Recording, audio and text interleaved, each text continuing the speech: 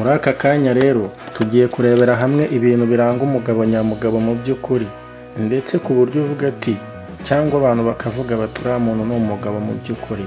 Umugabo burya agaragarira mu bikorwa bye. Imikurire y'umuntu burya si igihagararo gusa, ahubwo ni impinduka mu myitwarire, gukuza intekerezo mu mikorere no kugenzura ibyiyumviro, kurangwa n'ibikorwa bizima no kugira ubuzima bushingiye ku ndangagaciro, ndetse bitewe n'ingano y'imyaka uwo muntu afite mu by'ukuri.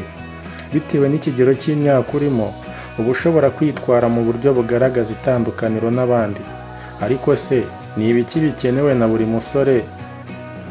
Ni ibihe bintu bikenewe na buri musore mu mikurire ye, cyane cyane mu ntekerezo?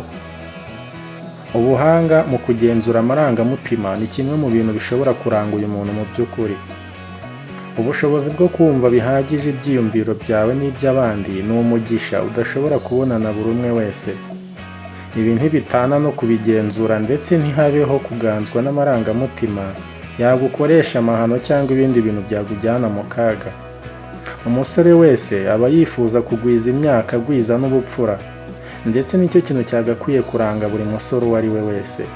Kuvuga ngo uri kugwiza imyaka, uri kuyigwiza mu bintu by'amafuti ndetse bidashobora kukugiraho ingaruka nziza ejo hazaza, ibyo byose nta kintu bimaze. Buri musore aba akwiye kugwiza imyaka, agwiza n'ubupfura, kandi akagomba kumenya kuganira n'amarangamutima ye mbere yo kumutamaza. Ubuzima bwo mu mutwe. Nimvuga ubuzima bwo mu mutwe, iki kintu cyumve neza. Buri wese wita ku buzima bwo mu mutwe bivugwa ko aba yirinda byinshi bishobora kumuhungabanya, cyangwa se bikaba byahungabanya ahazaza he cyangwa akazoza yaba afite muri we. Mu by'ukuri ab'igitsina gabo badafite ikibazo barangwa no gutekereza cyane, dore ko bibaha izina ry'abagabo.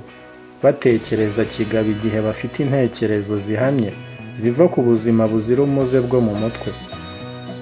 Umuntu iyo afite mu mutwe hazima abasha gukontorora buri kimwe cyose, avuga ati iki ngiki nkwiye kugikora, si cyiza, iki ngomba kugikora ni cyiza kandi cyangirira umumaro, kikagirira n'umumaro sosiyete. Mu by'ukuri uwo muntu aba afite ubuzima buzira umuze bwo mu mutwe, ari nabyo bumuganisha ku kuba yakora ibintu bidasanzwe kandi byiza bifitiye akamaro sosiyete nyarwanda. Abagabo bakunda kwihagararaho bagatanga ubufasha, ariko ikintu gitangaje, bo iyo bibaye ngombwa ko babwaka usanga bihagararaho ntibabwake.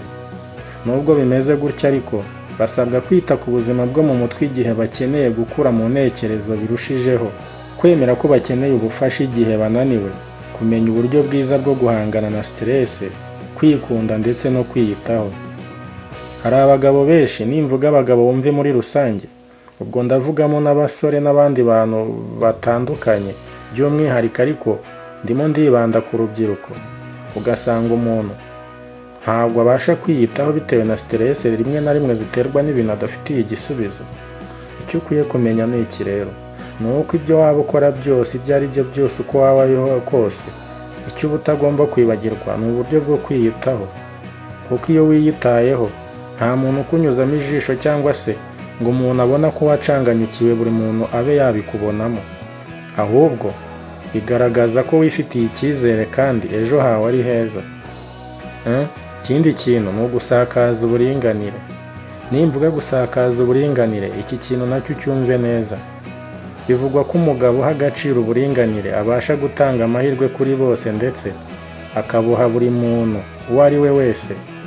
Kuba umugabo si ukwigira nk'inyamaswa, ahubwo ni ukuba ijisho rya bose bakuzengurutse, ndetse ukaba intangarugero mu by'ukuri.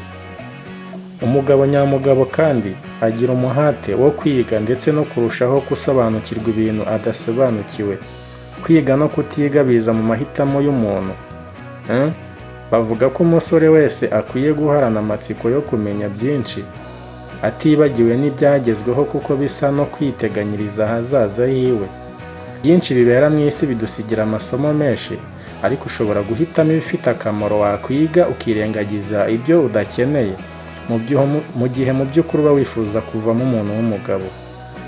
Umugabo nyamugabo kandi aba agomba guhitamo ubuzima bwiza. Buri mugabo cyangwa umusore akeneye kugira ubuzima bwiza binyuze mu kurya neza, gukora imyitozo ngororamubiri mu buryo buhoraho n'ikiruhuko gihagije, Imbaraga z'abagabo ziva mu kugira ubuzima bwiza, kandi n'udafite ubuzima bwiza asabwa kubwitaho mu gushaka imbaraga nk'umugabo kugira ngo mu minsi iri imbere azabashe kwiyitaho. Ntabwo igihe utabashije kwiyitaho ushobora kwita ku bandi, icyo cyo rwose kiragorana. Niyo mpamvu mba nazanye ino video kugira ngo buri wese abashe gukuramo ubutumwa. Umugabo nyamugabo kandi aba agomba kuba mu buzima burangwa n'urukundo. Abagabo cyangwa abasore banezezwa no gukundwa ndetse bagakunda. Kimwe mu bigaragariza imikorere yabo ya buri munsi ni igihe bari mu rukundo cyangwa umubano ndetse bafitanye n'abandi bantu batandukanye. Niyo mpamvu basabwa kujya mu rukundo n'abantu babyumva cyane kandi bazi icyo urukundo icyo ari cyo kandi baruha agaciro. Abagabo bakunda kwitabwaho. Uriya mugabo ubimwitayeho nawe arushaho kukwitaho kandi akumva ko atari wenyine kandi muri kumwe. Ibyo rero bimuha imbaraga zo gukora cyane, ashakisha buryo ki nawe yakwitaho ndetse n'abazagukomokaho ndetse muri rusange umuryango wanyu mwembi. Igihe rero umugabo atabonye umuntu umwitaho cyangwa se ngo abe yamutera imbaraga mu by'ubuzima, usanga mu by'ukuri ari ikibazo gikomeye cyane. Umugabo nyamugabo kandi agira indangagaciro za kigabo. Umugabo rimwe na rimwe riba izina abaha umuntu uhambaye mu bikorwa. Kugendera ku ndangagaciro mu buzima ni kimwe mu bikenewe mu buzima bwa buri mugabo. Zimwe mu ndangagaciro basabwa harimo ubupfura, ubunyangamugayo, ubumuntu n'impuhwe. Ni ukuvuga ngo rero umugabo arangwa n'ibikorwa bye. Hari umuhanga wavuze ngo urukundo rw'umwana kuri nyina birikora, ariko urukundo kuri papa we ni ibikorwa bye. Iki kintu kijya gusa n'iyo umurongo nari mbabwiye. Umugabo nyamugabo aba agomba kurangwa n'ibikorwa mu by'ukuri.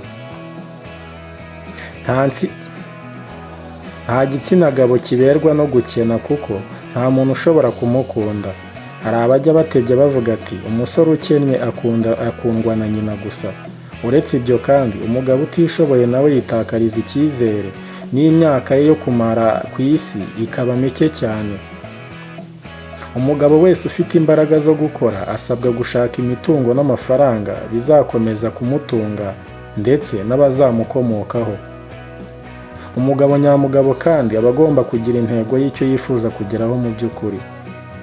Mu gusigasira izina ry'abagabo basabwa kwitonda igihe bishyiriraho intego ndetse zikagenzurwa igihe zibungwabungwa. Ibi bihuriranwa n'uko buri mugabo ufite intego n'icyo yifuza kugeraho aba agomba kugira ibyo yigomwa ndetse akagenzura akantu ku kandi gashobora kumukoma mu nkokora kugira ngo agere ku cyo yifuza kugeraho mu by'ukuri. Niyo mpamvu rero buri mugabo nyamugabo aba agomba kugira intego n'icyo yifuza kugeraho kandi akagiharanira. Ntibibe mu magambo gusa ahubwo akabishyira no mu bikorwa. Hari abantu benshi usanga bakora imishinga itandukanye.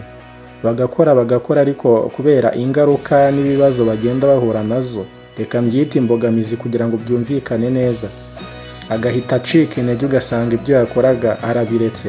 Nyamara ariko abantu bageze ku bintu bihambaye. Icyabashoboje kubigeraho nuko batigeze bacika intege. Barakomeje barahatana kugeza igihe babigereyeho. Nta kintu ushobora kugeraho utiyushya kuya, ntibazakubeshye.